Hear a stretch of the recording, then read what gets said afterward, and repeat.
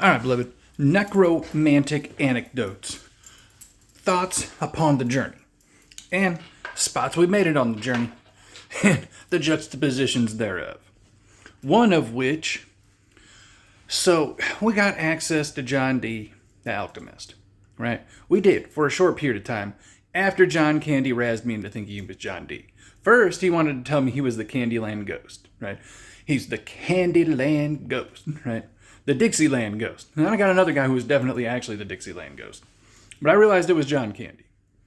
Lo and behold, what happened here is I was trying to get access to necromantic past. Like, right, I want to exorcise demons, get access to certain energies to do this and that, right?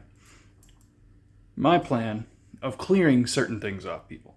Exorcising the demons. And one of the key contributors to necromantic Renaissance past was Peter of Abano, right?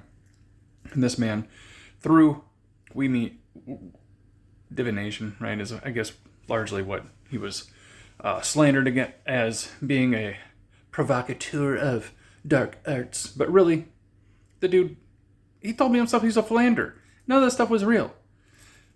The thing that was real is he had a little marble, like they called it the marble or whatever. It's a rutilated quartz crystal that in the sun, if a person has a spirit on them, you can see if that person's got a spirit on them or whatever. Or if there's a spirit kind of dwelling in a place that's kind of attached, because you can get a spirit attached to a tree by hanging people from a tree. You can put them in the, because they were doing that down here, the strange fruit thing. That actually bound those spirits to those trees. I found that out by. Furthermore, I wanted the marble, right? I wanted the Peter of Abano marble. So I got on the royal family's website, right? And I started razzing them in the comments trying to see if I can shake somebody out into responding to me, right? To see if the king still has the Peter of Abano's marble. And through that process, I got access to a spirit, Shax, right? He's Great Uncle Rupert, or whatever. He said, you really don't want the Peter of Abano marble because they had this weird ritual. There was spirits bound to it.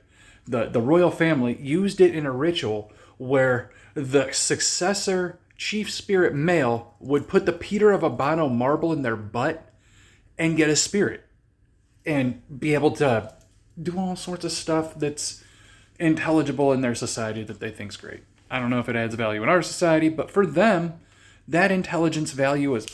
And I thought I was going to play Lion the Witch in the Wardrobe with the king, get him excited about, hey, now I'm necromantic. Let's be necromantic together. I heard you got the marble. Shax told me the fucking marble's been up every fucking male progenitor in the Windsor and the fucking other line, the Saxe Coburg and the other people's ass for the last 10 generations or something like that. So, no marble, right? We're not doing that. But something like that has to exist somewhere, right? So we're on the hunt for that. All right, later, beloved. Just some thoughts.